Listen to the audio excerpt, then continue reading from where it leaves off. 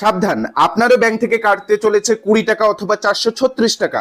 ইতিমধ্যেই অনেকেরই মোবাইল ফোনে ব্যাংক থেকে একটি করে এসএমএস পাঠানো হচ্ছে, যে এসএমএস এ বলা হয়েছে যে আপনার ব্যাংকে পর্যাপ্ত পরিমাণ ব্যালেন্স বজায় রাখুন যাতে ওই টাকাটা কাটা যায়।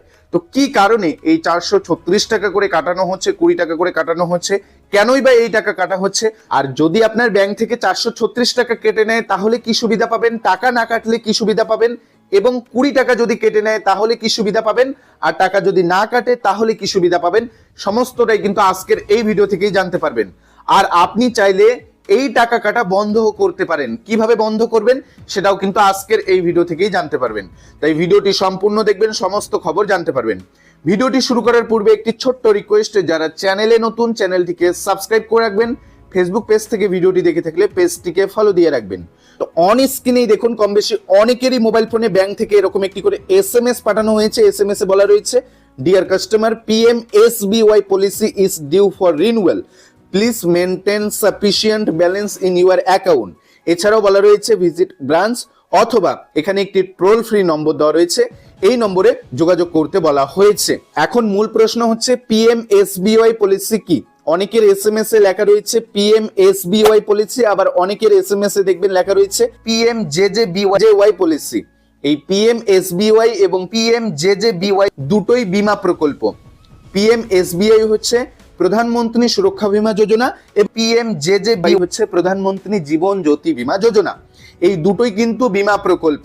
যখন আপনারা নতুন ব্যাংকের বই অন করেন তখনই কিন্তু এই প্রকল্পগুলি অ্যাটাচ করে দেওয়া হয় আপনাদের অজান্তেই। কেননা যারা ব্যাংকের আধিকারিক থাকে তাদের কিন্তু একটা টার্গেট দেওয়া থাকে যে তাদের করতেই হবে, এই বীমাগুলো গ্রাহকদের দিতেই হবে।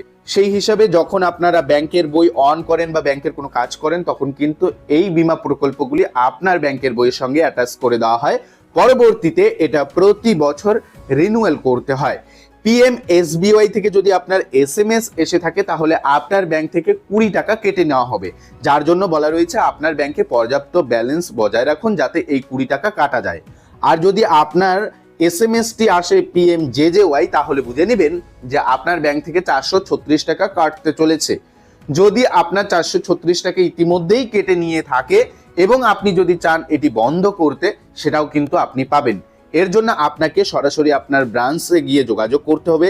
যদি আপনার SBI ব্যাংক থেকে থাকে তাহলে আপনার SBI নিকটবর্তী যে ব্রাঞ্চ রয়েছে সেখানে গিয়ে কথা বলবেন যে আমার PMJJBY প্রকল্পের আওতায় 436 টাকা কেটে নেওয়া হচ্ছে, আমি চাচ্ছি এই প্রকল্পটি বন্ধ করতে। তাহলে ব্যাংকের যে আধিকারিকগণ রয়েছে তারা কিন্তু এই প্রকল্পটি আপনার ব্যাংকের খাতা থেকে বন্ধ করে দেবে। তো দেখুন, আপনি যদি PMSBY পলিসি বা PMJJY পলিসির আওতায় থাকেন তাহলে আপনার পরবর্তীতে যদি দুর্ঘটনাজনিত মৃত্যু হয়ে থাকে তাহলে এককালীন একটি টাকা পাবে, আপনার যে নমিনি থাকবে সে পাবে। তাছাড়াও PMSBY যোজনা এবং PMJJY যোজনা দুটোই কিন্তু আলাদা বীমা প্রকল্প। এক একটার ক্রাইটেরিয়া এক এক রকম রয়েছে, এক একটার সুবিধা এক এক রকম রয়েছে। আপনারা চাইলে গুগলে গিয়ে PMSBY লিখে সার্চ দিলেই PMSBY এর অফিসিয়াল ওয়েব পোর্টালে ভিজিট করে সমস্ত বিবরণ দেখে নিতে পারেন।